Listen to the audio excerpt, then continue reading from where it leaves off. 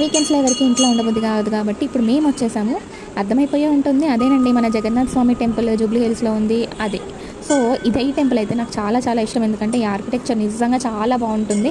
ఎప్పుడైనా ఎప్పుడు వెళ్ళినా మనసుకి చాలా ప్రశాంతంగా ఉంటుంది. కానీ ఈ టెంపుల్కి స్పెసిఫిక్గా చాలామంది ఫొటోస్ కోసం వస్తారు. ఎందుకంటే అంత బాగా వస్తాయి ఫొటోస్.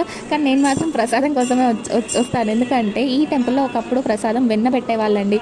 ఎందుకంటే కృష్ణుడికి ఇష్టమైన చాలా వెన్న, తనని వెన్న దొంగ అని అంటారు కాబట్టి ఒకప్పుడు ప్రసాదం మాత్రం వెన్న పెట్టేవాళ్ళు.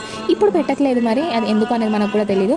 మేమైతే వీకెండ్ రోజు వచ్చేసాము. యాక్చువల్గా అయితే వీకెండ్స్ చాలా రష్ ఉంటుంది. మేము ఉన్నప్పుడు కూడా రష్ ఉంది. కాకపోతే మేము మార్నింగ్ వచ్చాం కాబట్టి అంతగా లేరు. అదే ఈవినింగ్ అయితే మాత్రం ఈ లైటింగ్స్కి టెంపుల్ ఇంకా చాలా బ్యూటిఫుల్గా ఉంటుంది. అప్పుడు ఇంకా ఈవినింగ్స్ చాలా రష్ ఉంటారు.